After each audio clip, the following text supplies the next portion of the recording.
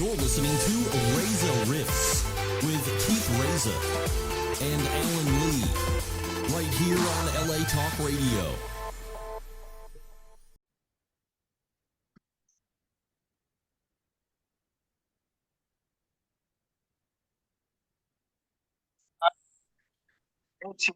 Hi, friend. How are you? Good. Let me take my brain pills. I think it's so funny that we're in the same city, literally probably 12 minutes away from each other. But here we are on Zoom, getting it done, Dig Dog style. Oh, yeah. Let's this up, baby. Oh, yeah.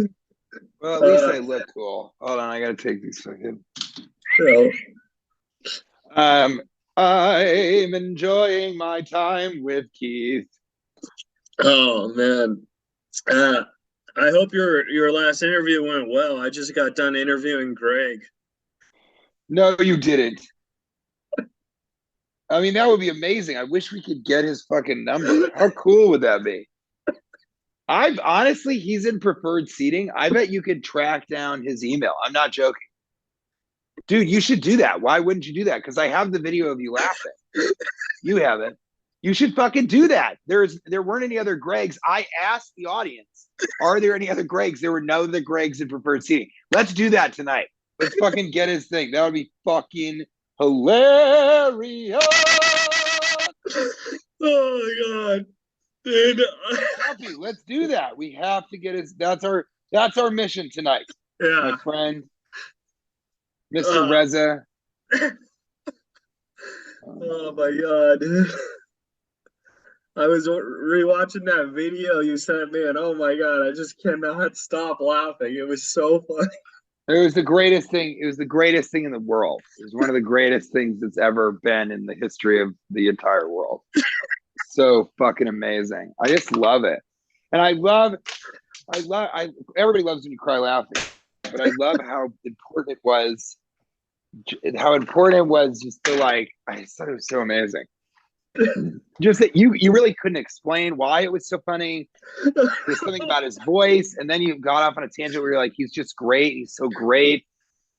And I was like, was it his laugh? You were crying, you were laughing so hard you couldn't talk. I mean, it's just so great.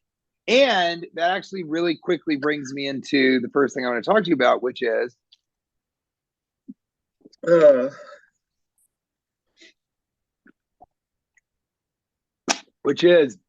see, if I was cool, this would be a beer.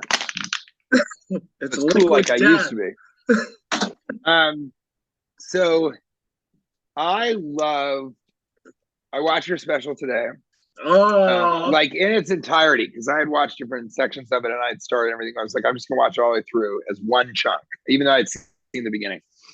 Watched all the way through as a special. And I loved all of your riffs. I loved the times when somebody dropped something and this, and then you know, for some reason that made, geez, you guys have a lot of questions. That made that funnier because you were sort of reacting, but also pretending like they were interacting. So that was all really, really funny. But thank you. I had so much fun watching you riff with Greg and have so much fun on stage. And so I want to ask you, how much riffing do you do? Do you ever just go into the audience? When I headline, I'll do it, but not when I'm hosting or featuring, because I feel that that's like a privilege the headliner could do. You know what I mean? Of the show. Yeah, I would love you to do some of that, but the only, like tonight, I think that would be really fun. Okay. But the only problem is that that's what Dustin does, and that's also kind of what I do. But I think if it strikes you and you wanted to just like talk to one person or something, I think that would be really interesting to see, because you've got hard jokes. So if in the beginning of your set you say like hello to somebody and joke around with them, but if you're open to that, I think that challenge would be interesting, and it'd be fun to see you do that and see what you're doing with it. Yeah, I mean, you know me, I'll do whatever you want me to do, and I'll do it proudly. You know what I mean? Yeah. So I think that's going to be good. And yeah, if we can make this San Diego thing happen, which I think it's going to happen.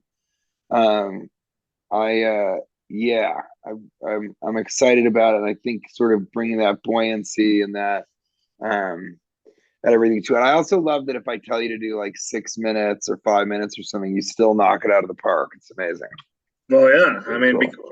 because to me, I understand, like, I gotta pay my dues and, work at it. And then I'm just thankful for every opportunity you give me, regardless if it's 3 minutes, 10 minutes, 20 minutes. I'm just thankful to work with you. Yeah. Well, it's great. And it's fun to work together. And I have great crowds. These crowds have been amazing. Yeah. Although last night, Especially Greg. Greg, that's what I was just saying. Last night wasn't as good as Friday, and I think I was a little bit disappointed about that. The second show was fun. I just thought the first show was sort of they were so stop and start, and you just couldn't get any momentum. At least at least I couldn't, because all of us did well. But last night, I almost was willing to put up with everything from both shows just to give you Greg. Because when you give him Greg, and when Keith's got Greg, I mean, Greg gets it going, right? Yeah, yeah. Greg got it going. Yeah, he was like my Jonah find a way to track him down. You know what? I'm gonna text Zach right now and just be like, "How do we track down Greg?" Yeah, we need him for the late night Sunday show. I mean, really.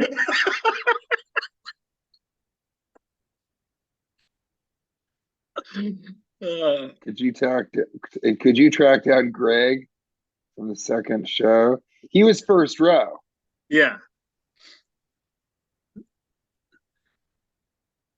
I'm just gonna say I want Keith to email him. All right. Get him on his. I mean, imagine you just talking to him on Reza Riffs, and it's just like it's about the show a little bit, but it's just about you getting to know Greg and telling him how much joy he brought to your life. Yeah, definitely. You can see that's what Reza Riffs is. I mean, it's not necessarily just about the celebrity guests; it's about bringing joy to people's lives. So, yeah, I mean, it is. No, it's absolutely that, dude. Can we talk about the Dustin Chafin, the Chafin Chaffin? Yeah, definitely. Debacle. It's Chafin though. The Chaffin debacle. I don't know if he knows, but I said it right that second show. That I thought that made it even funnier. No, it was amazing. It was so good. And then afterwards, I was like, Keith was so worried that you'd be mad at him. And he's like, "You kidding?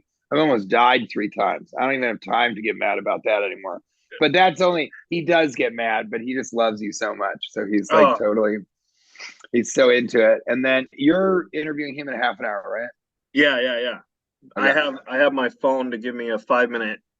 So that is so fucking funny. So fucking funny. That you I don't know, man. I just thought it was so funny that you could not get it right. And then the second time you did it, I was like, it's chafing, like you're chafing your butt, and you're like, oh, okay. And I was like, so chafing, it's Dustin Chafin. And you're like, all right, okay, yeah. And then you get up there and you go, "Ladies and gentlemen, Dustin Chaffin." And I was like, okay, that's weird, but I guess so that was you by then. I grab you and I'm like, it's Chafin, like chafing. And you're like, oh, okay, yeah. And I was like, not Chaffin. And you're like, right. And I go, Chafin. It says Chafin. You go, okay, Chafin. All right. And then you got up after he finished. You go, give it up for Dustin Chaffin, everybody, for Dustin Chaffin. And then I was like, I know Keith too well to think that this is a prank. Like, I don't think he's doing it on purpose because he wouldn't want to hurt somebody's feelings if there's a possibility of that. So I was like, okay, that's interesting. So then for the next show, you got bad on the third show. I thought you were going to murder me. No. So here's what it was. So then you got it. Then the second show, this is the second show on Friday. I'm like, it's Chafin. It's Dustin Chafin. And you're like, okay. And again, you're like, all right, Dustin you go, Dustin Chaffin. Get it up, everybody. So he comes down and I go, Keith, it's Chafin. And you're like, I said that. And I go, you did it, Keith. You're like, that's what I said. Did I say that? I go, you said Chaffin. And you're like, I thought I said it. I didn't say it. So then you kind of were, I think in a space you're like, now is TJ messing with me or am I not remembering it correctly? And then on the next day, again, last night, you were like, Dustin Chaffin. And then I think one of them, you like, give it up, everybody. That was Dustin Chaffin. So then you came up stage. Yeah, last and the second one. And I was like, it's Chafin, dude. It's Chafin. Yeah. It's got, I go, chafing. And you were like, Chaffin. I was like, no, Dustin Chafin. And he's like, Chafin. And I'm like, Dustin Chafin. Say it with me, Chafin. And you're like, Chafin. And I was like, Chafin. Dustin Chafin. And you're like, Dustin Chafin. And I was like, Chafin. Like, Chafin. I go, Chafin. You go, Chafin. And then I was like, think of it like Che Fin, right? Yeah. And it was so weird. You think about it, you go, oh, like Jay, but with a ch. And I go, yes, Che Fin. And it was so funny. You go, oh, okay. And then you got it right. The rest of the time, you got it right. You're going to get it right tonight. It's just for whatever reason, I couldn't. It wasn't going in my head. You couldn't make the like thing to think. And that happened with me with my family. They used to always make fun of me for saying, so Kate and me are going to the store. And they said, no, it's Kate and I are going to the store. And I was like, okay. And I'd say, I think Kate and, could you get some extra milk for Kate and I? And they'd be like, no, Kate and me. It just made me so angry. My whole childhood, it was so annoying. They did it to everybody else. And then one day, somebody else was like, oh, you just take out the other person and see if the sentence works. Makes sense, yeah. And I was like, what do you mean? And they're like, well, you wouldn't say Kate and me are going to the store because without Kate, it would be me going to the store. So you'd say I'm going to the store. And so that's how you do it. And I was like, just Eureka lightning bolt, like, what? And then I've never gotten it wrong again. So it's like sometimes you just need just that one synapse to get across to be able to remember it. But that was just cracking me up because you just couldn't seem to get it right. And the one that was funniest was when you started to say it, but then you're like, give it up for Dustin Chaffin. Dustin Chaffin, everybody. Dustin Elephant Express. Give it up. Yeah, and that's been the other crazy thing. And I'm sure you're going to talk about this, Dustin, but you really are into Panda Express right now. You said you've had it maybe 7 out of 10 times the last 10 days. Yeah, something like that. Yeah, unbelievable. And so I never eat a Panda Express. I haven't eaten a Panda Express in like 10 years or something like that. But I know how much it means to you to share your joy with other people. I mean that sincerely. And so you went and you got me some Panda Express shrimp and some orange chicken. And I'm not really eating stuff like that. I'm cutting weight right now. Yeah. But because you're such a lovely human man, I was like, all right, I'm going to have some of this, the shrimp. And then because I am a big shrimp guy. I always say, don't skimp on the shrimp. Right. And so I really felt like it was important to you for me to have the shrimp, Yeah. And I felt really bad. I want to talk to you about this too. I felt really bad about a gift that you gave me before this. So I wanted to have, so I ate the shrimp and it is amazing. You're absolutely right. Hands down. It is. It is hands down some of the best Chinese shrimp food I've ever had. And then the orange chicken there is really good too.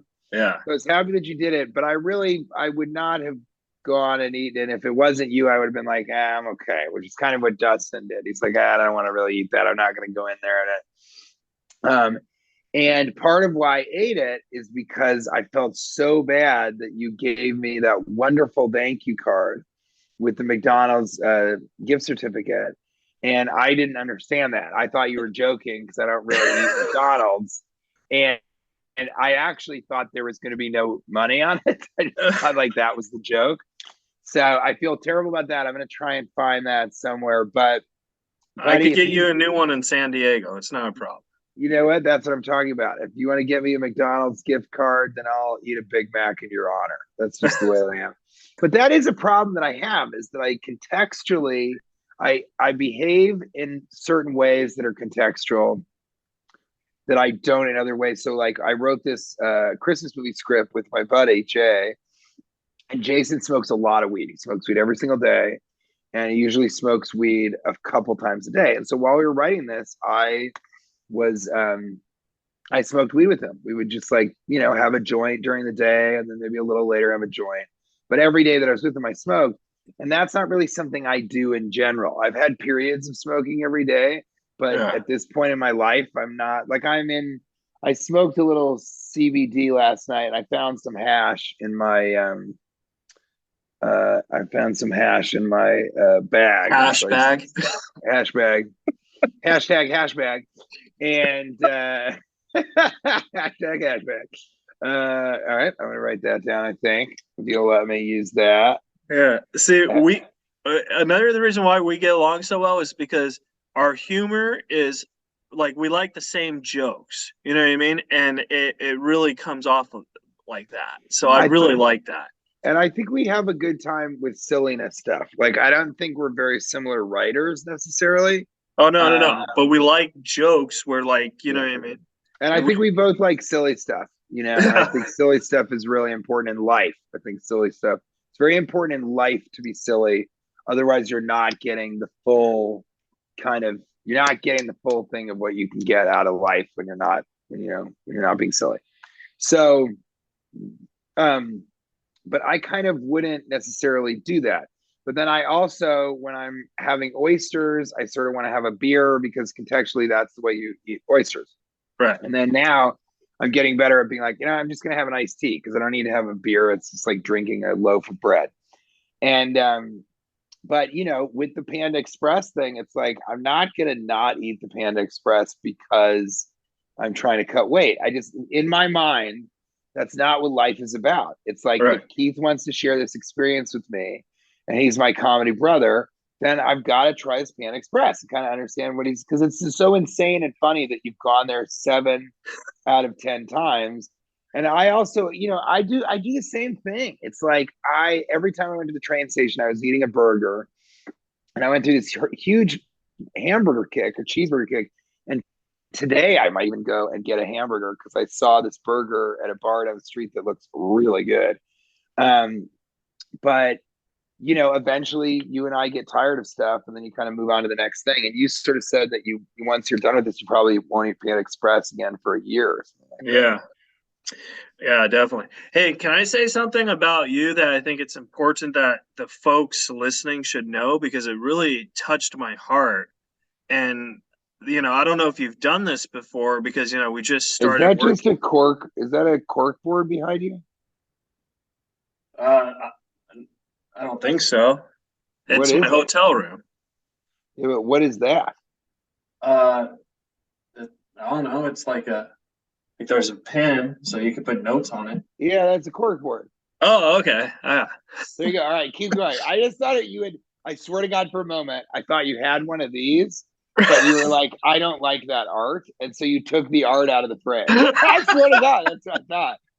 Because, you're just weird enough that you might be like, this art makes me feel bad, so I'm getting rid of it. I didn't even notice it until you said it. I was like, oh, yeah. That's my job, man. That's my job. All right, so go ahead. What were you going to say?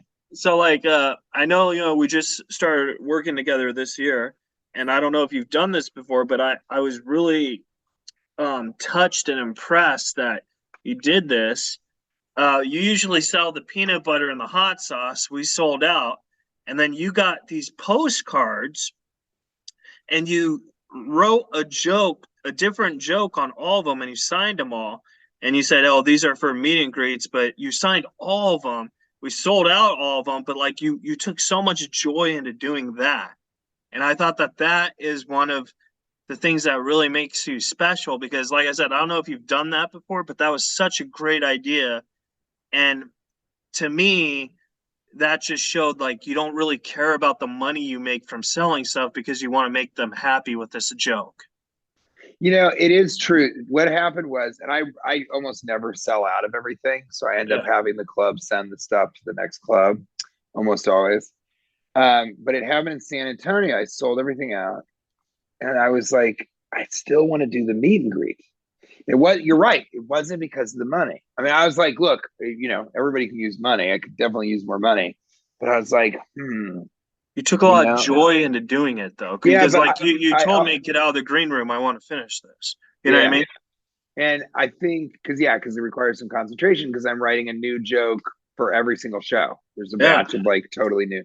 So yeah, and so I just find because during the pandemic I didn't do any meet and greets, obviously, but I find that the meet and greets, especially when it's a good show, but in general, it's so fascinating to me to meet because now I've met thousands of people, tens of what am I even talking about? I met tens of thousands of people. I bet you I've met if I'm selling 2,000 tickets, it's 52 weeks of the year. Well, 2,000 times five is what 20,000 people. Yeah, 20,000 people. And so in the years I've been doing meet and greets, I bet I've met 100,000 people, right? Yeah. And I just think people are so fascinating. I think they're so interesting. And almost all of my fans are really nice people, are cool people, but it's so weird to see a group of people and I'll talk to them and they'll leave. And the next people are totally disparate, completely different. Yeah. So we've got two kind of cute girls. They say hi. And then the next people are like, sort of an overweight but very happy couple. And they're both clearly into like comic books and anime. And then I'll get like three drunk girls, and one of them it's their birthday. And then I'll get two guys that are friends, and their favorite movie is She's Out of My League. And then I'll get a couple where the guy truly is out, like she's out of his league. Right. And they'll say, oh, that's my favorite movie. And then last night there were these two dudes, and I was like, these guys don't seem like a gay couple, you know? Right. And so I said, so what's your deal? What's your guys' deal? Because that's what's interesting to me. I think that people are interesting. And so I like to kind of ask them a question. Usually it's what's your favorite movie that I've done, or, and actually it's almost always, have you ever seen a stand-up comedy show? And what did you think Right. of this before? And I said, so what's your guys' deal? And I said, well, we're teachers. I go, oh, so you guys are friends? Or they go, yeah, we try and go to a comedy show once a month together. And I was like, really? He's like, yeah, because with the pandemic and everything is just so sad. So the comedy. And I was like, that's what people should do. Why isn't everybody doing this?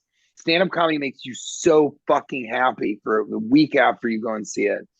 And the guy said, well, I teach history and some English. And then the other guy, he's like, I teach economics. And I just thought that was so cool. And so, I also have a saying, which Sorry, is, my sister's texted me and she said, don't forget to ask TJ.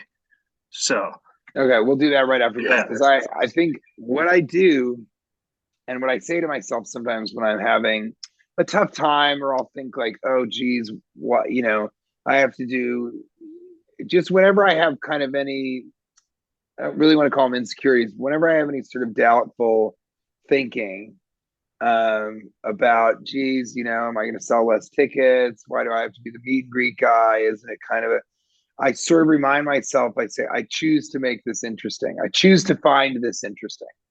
And that is what I do. I really think about everything. I say, this is all very interesting. It's interesting to go to airports and to spend so much of my time in airports.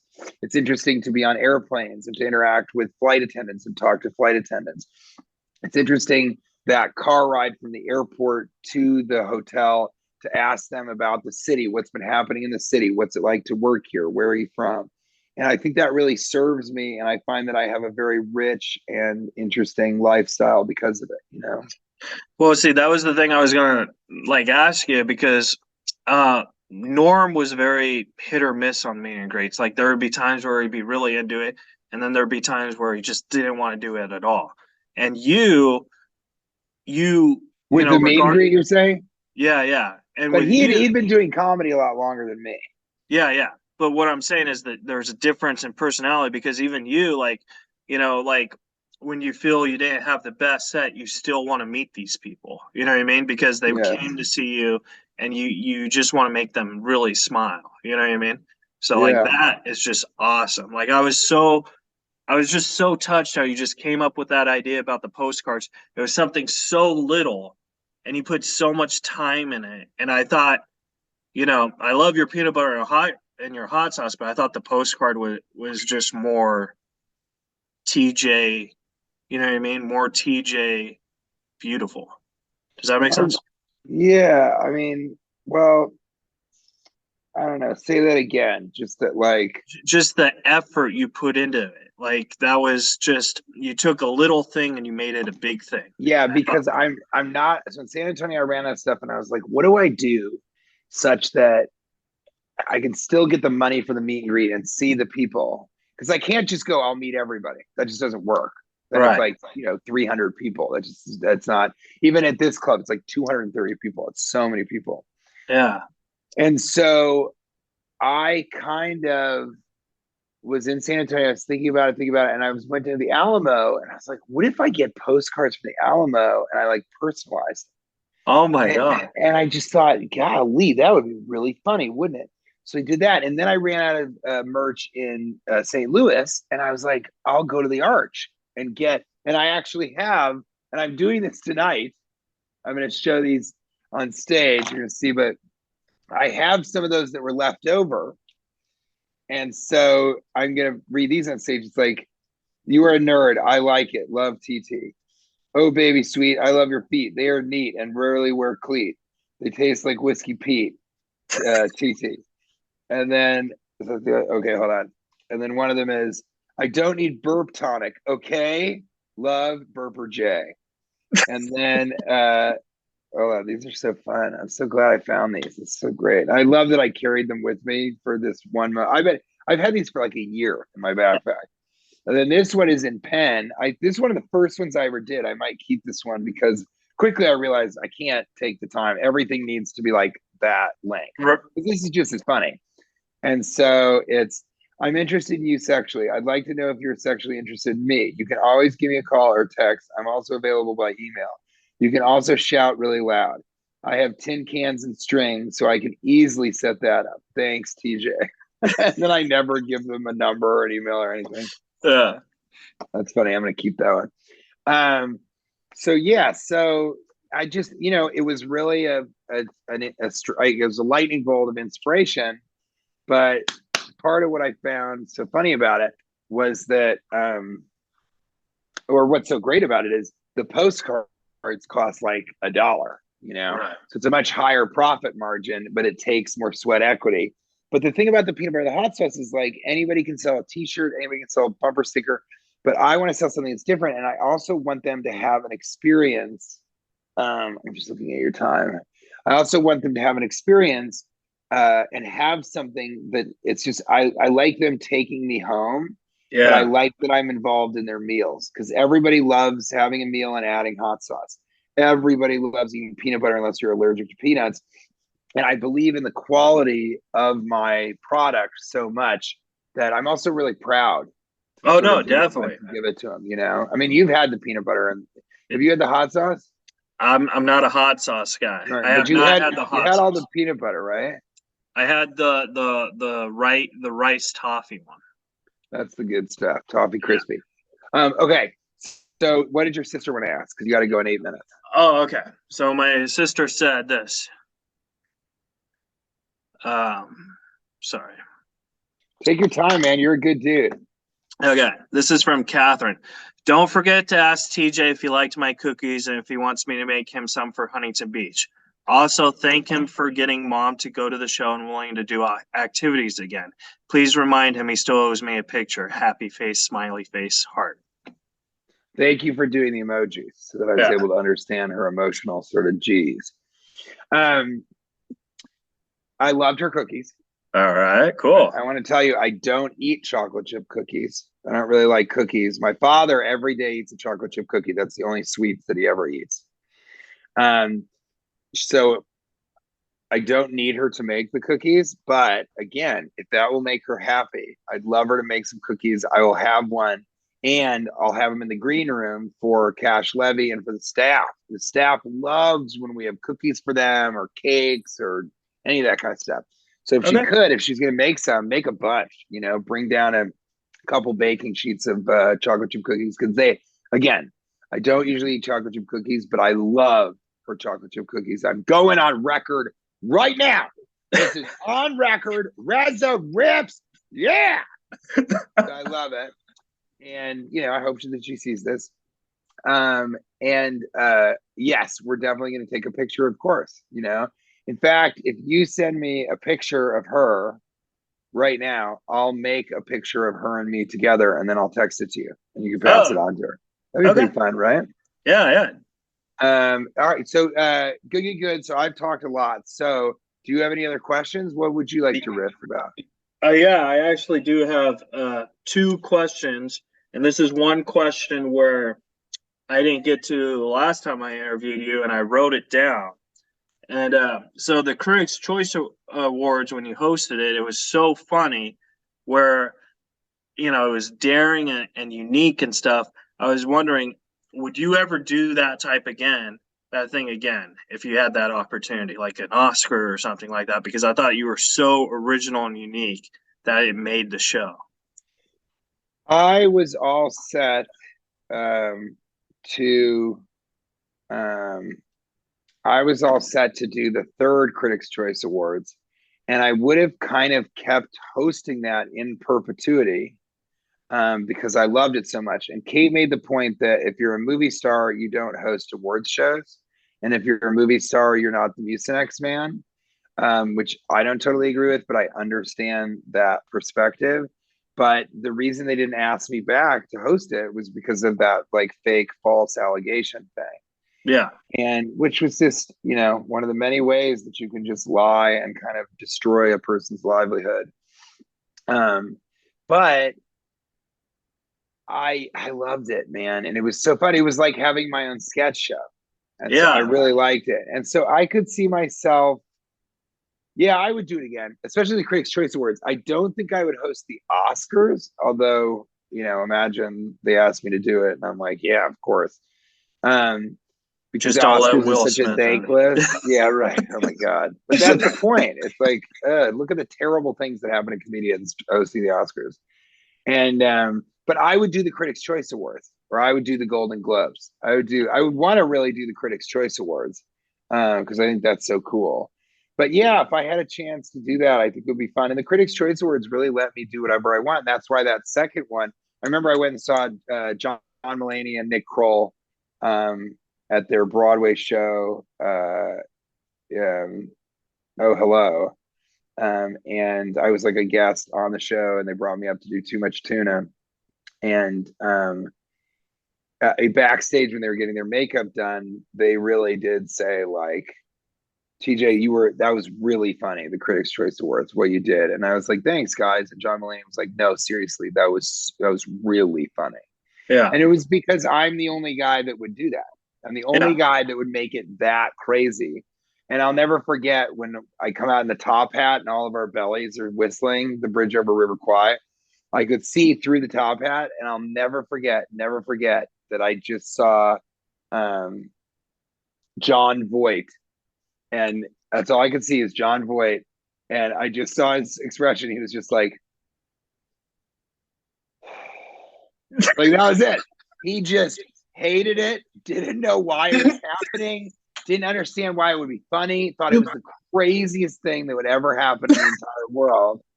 And it was just so amazing. So, but I loved that puppet thing where there are all these other people and however I move. And I was messing around with that and jumping around, and we were having trouble finding out what the closer would be. And then Wayne Fetterman, who's one of the funniest guys in the world, he and my writers were like, dude, I mean, it's so funny to watch you in that thing. You love it so much. We should just put that as like the closing thing. And I was like, yeah, I agree. So that's what we did. That was like the closer. It was really fun. But yes. Would you ever consider, and could be like a fast answer because I have one more question. Would you ever consider having a TJ Miller late night show? Excuse me. That's everybody's dream, as a kid. Yes, I would consider it. I probably wouldn't do it. But you say that it's like the easiest thing. If you have a late night show, it's the best job that you can have to have a kid and a family. Yeah. Because it's a day job. I think you would be great at it because of that uniqueness and daring material. And I think so. I think it would be really fun. But maybe I'll do the Norm thing where you just put it on YouTube and you kind of finance it on your own. Yeah. Let's do it. I mean, let's do it. You're in. You're the head writer. Really? What was the last question that you had? All right. My last question I had for you is when you did Dear Jonah and you filmed it, I know you went in with the plan of not having this much crowd work, but then Jonah was there and you went in with a new plan, like you totally switched your minds like that and you committed to that show. Did you know while you were doing that it was going to be so beautiful done? Because I think that was the right move to go. You know what I mean? It was so spontaneous, and Jonah, like it just seemed like he was the complement of the sandwich. You know what I mean? I think that I wouldn't have done it any other way. Because Yeah. that's what's so great about it is that's what I do. And so luckily, instead of just doing material from a white guy, it showed that I was an excellent improviser. I had strong, I'll go with the flow. I have strong material in addition to that. And then I'm a kind person. Yeah. And that's kind of what I needed to show America. And so, I remember, I'll never forget, I don't think I've told you this, but I'll never forget that I was talking to Norm Macdonald over Twitter. And I just told him I thought that his novel his memoir was just like it was a triumph. It was like the funniest thing that I've ever read. I agreed with somebody that it was as good as Dostoevsky. And I remember he just said, he goes, "Yeah, that's great. I just wish more people would have read it." And I am trying to be learning from him. I am trying to say, not, I wish it had more hits, but I'm excited for more people to see it. And Yeah. that's how I feel. But yeah, there wasn't a doubt in my mind that I was going to interact with this guy because I did that. And then when I wanted to move on, he talked again.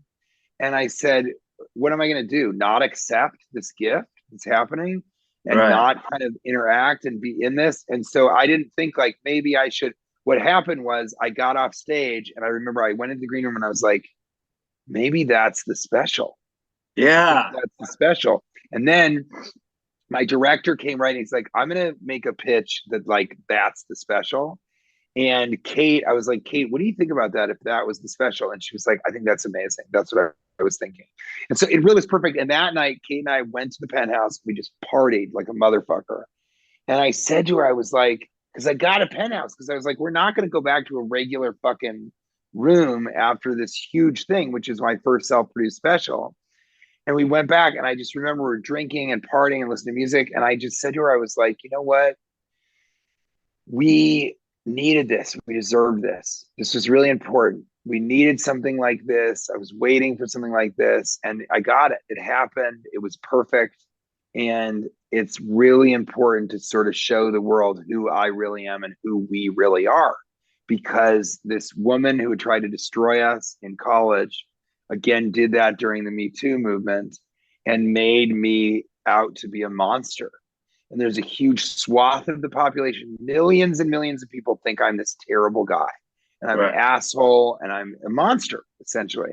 And so Dear Jonah was this gift that felt like I was being given the opportunity. It almost felt like he was there on purpose. Yeah.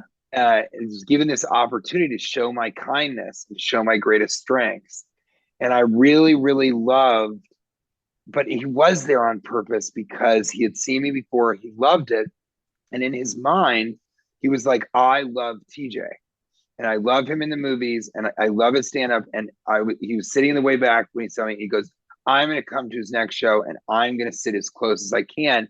And he sat against the stage. He Yeah. went there and he was there since 4 p.m. waiting. So he made sure that he could go and be as close to me as possible. And so he really was in some ways like, I'm going to go and be a part of the show because I'm going to Yeah. get as close as I can. And it was just perfect. It was so, so perfect. So yeah, without a doubt in my mind, I just went off script, off the rails, and into what ended up being, in my opinion, honestly, one of the most beautiful stand-up comedy specials that has ever been taped. Because there's I nothing like it. 100% agree. Like Thank you. it was so great. And Thank you. I want to respect your time. So my last question for TJ Miller, my comedy brother, who I love very much and I'm thankful for. Where can the Agreed, folks kiddo. at home follow and support you? Teenage Millionaire on Instagram, not TJ Miller on TikTok, and not TJ Miller on Twitter. and go and sign up for my email list on my website. TJ Miller does not have a website.com. That's not brand. And just reach out to me and say hello. And all my tour dates are on my website, and come and see a live show. That's the best way to connect with me and follow me into the club that I'm playing in the city nearest to you. Hopefully your city. Yeah, and I'm on some of those shows, so that's even better. The Rifters can see us both. Yeah, but watch. That's exactly right. The Rifties. And please, come and see me and Keith on a show, and just in general, get your fucking ass to Panda Express. Damn it! All right, bye, TJ. Orange chicken, baby! All right, that was my interview with TJ Miller. Subscribe, rate, review, and we'll talk to you guys later. You're listening to Reza Riffs with Keith Reza and Alan Lee, right here on LA Talk Radio.